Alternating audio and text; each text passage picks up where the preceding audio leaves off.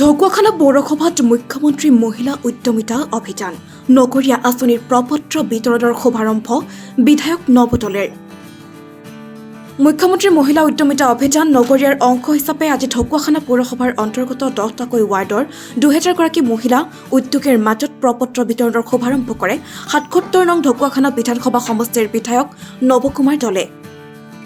ঢকুৱাখানা পৌৰসভাৰ কাৰ্যালয়ত আজি দিনৰ 12 বজাত অনুষ্ঠিত আৰু ঢকুৱাখানা উপজিলাৰ উপায়ুক্ত কাৰ্তিক কলিতাই আদৰণি ভাষণ প্ৰদান কৰা প্ৰপত্ৰ বিতৰণ কাৰ্যসূচীৰ শুভাৰম্ভ কৰি বিধায়কগৰাকীয়ে মুখ্যমন্ত্ৰী মহিলা উদ্যমিতা অভিযান নগৰীয়া আৰু গ্ৰাম্যৰ জৰিয়তে নগৰ আৰু গাঁও অঞ্চলৰ মহিলাসকলক স্বনিৰ্ভৰশীল হোৱাত সহায় কৰিব বুলিও মন্তব্য ব্যক্ত কৰে। চৰকাৰী এনে অভিলাষী আঁচনিৰ জৰিয়তে আত্মসহায়ক গোটসমূহৰ মহিলাসকলে নিজৰ লগতে গাঁওসমূহকো স্বনিৰ্ভৰশীল কৰাৰ উপৰিও মহিলাসকলে নিজৰ পাৰদৰ্শিতা প্ৰদৰ্শন কৰাৰো সুযোগ লাভ কৰা বুলি মন্তব্য ব্যক্ত কৰে বিধায়কগৰাকীয়ে। ঢকুৱাখানা পৌৰসভা অন্তৰ্গত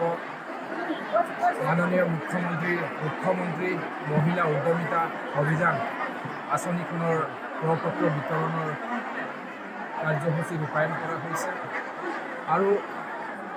বিশেষকৈ এই আঁচনিখন মাননীয় মুখ্যমন্ত্ৰী ডাঙৰীয়া যি সপোন সমগ্ৰ অসমৰে গ্ৰাম্য আৰু নগৰীয়া অঞ্চলত থকা মহিলা আইসকলক স্বনিৰ্ভৰশীল কৰাৰ লগতে তেখেতলোকক অৰ্থনৈতিকভাৱে শক্তিশালী কৰাৰ নিমিত্তে এই আঁচনিখন ৰূপায়ণ কৰাৰ কাৰণে ব্যৱস্থা গ্ৰহণ কৰিছে আৰু আজি আমাৰ ঢকুৱাখানা পৌৰসভা নগৰীয়া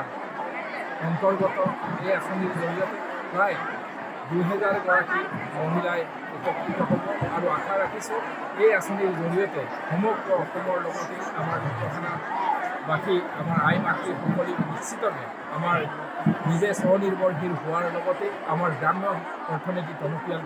কৰাৰ ক্ষেত্ৰত গুৰুত্বপূৰ্ণ ভূমিকা গ্ৰহণ কৰিব আৰু এয়ে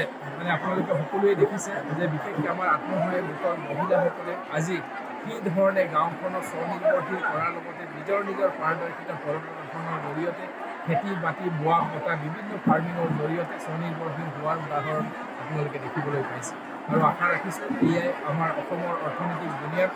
আগবঢ়াই নিয়াৰ ক্ষেত্ৰত আমাৰ মহিলা আত্মসহায়ক গোটসকলে গুৰুত্বপূৰ্ণ ভূমিকা গ্ৰহণ কৰিব। ঢকুৱাখানাৰ পৰা ৰাজেশৰ ৰিপৰ্ট, সচ দ্য ৰিয়েলিটি।